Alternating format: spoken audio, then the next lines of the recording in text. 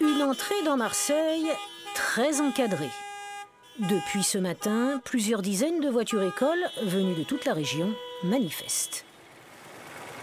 Pour en comprendre les raisons, il fallait se lever tôt. C'est d'abord à Vitrolles que les moniteurs d'auto-école se sont donné rendez-vous. Pourquoi? Parce que c'est la mort des auto-écoles, ce qui se trame, ce qui arrive. Il va falloir effectivement faire quelque chose, c'est pour ça qu'aujourd'hui on manifeste. La stratégie est la même pour tous, rouler doucement les uns derrière les autres pour rendre visible leur colère. Aux abords de l'aéroport de Marseille-Provence, la circulation devient de plus en plus difficile.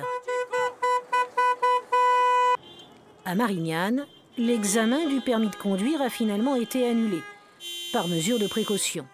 Les manifestants, eux, en profitent pour sortir de leur voiture et nous expliquer les raisons de la mobilisation. On ne veut pas baisser le permis. Les gens s'en sortent tout juste et on vient nous dire qu'il faut baisser le permis. Mais ça va pas. Sur un permis, il y a 70% qui est reversé à l'État. Donc sur une heure de conduite, par exemple, à 43 €, l'auto-école va gagner que 8 €. Mais on dit que c'est les auto-écoles les voleurs. Monsieur Macron veut tuer une profession. Nous sommes combien en France à travailler en auto-école? Il veut faire quoi? 20 000 chômeurs en plus? 30 000 chômeurs? Pourquoi? Pour mettre des plateformes en ligne.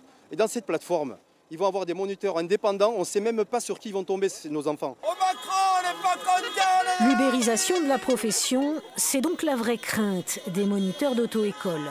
Une délégation a été reçue en préfecture, mais avant de mener d'autres actions, les fédérations d'auto-école attendent la publication du fameux rapport parlementaire. Ce document qui, s'il est appliqué, risque de bouleverser les règles de la profession. À Marseille, les moniteurs en colère l'ont tous dit, ils reviendront.